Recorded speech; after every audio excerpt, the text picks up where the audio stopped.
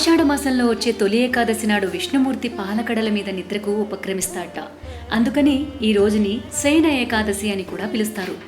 అప్పటి నుంచి 4 నెలల తర్వాత కార్తీక మాసంలో వచ్చే ఉత్థాన ఏకాదశి నాడు ఆయన మేల్కొంటాడని చెప్తారు. ఈ 4 నెలల పాటు చాతుర్మాస వ్రతాన్ని పాటించే ఆచారం ఉంది. ఆ ఆచారం వెనుక ఓ కారణం లేకపోలేదట. భౌతిక రీత్యా ఈ 4 మాసాలలో మన శరీరం చాలా బలహీనంగా ఉంటుంది. ఒక పక్క నుంచి వర్షాలు, మరో పక్క పెరిగిపోతున్న రాత్రి వేళలు, ఇంకోవైపు ఉధృతంగా సాగే పొలం పనులు.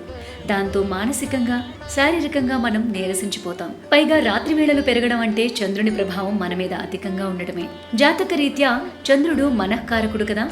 ఇలాంటి పరిస్థితుల మధ్య ఉపవాసం, జాగరణ, భగవన్నామస్మరణ వంటి ఆయుధాలతో అటు మనసుని, ఇటు శరీరాన్ని దృఢంగా ఉంచే సాధనమే చాతుర్మాస వ్రతం.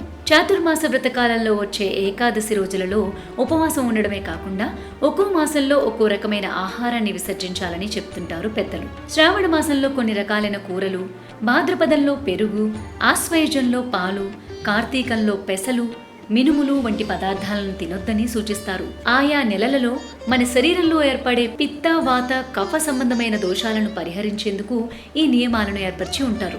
ఈ చాతుర్మాస వ్రతం మనకే కాదు, యతులకు కూడా ముఖ్యమైన ఆచారమే.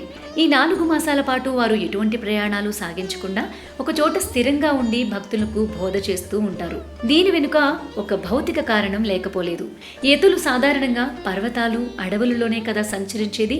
వర్షాకాలంలో కొండచర్యలు విరిగిపడటం, వాగు వంకలు పొంగి పొరలడం సహజం.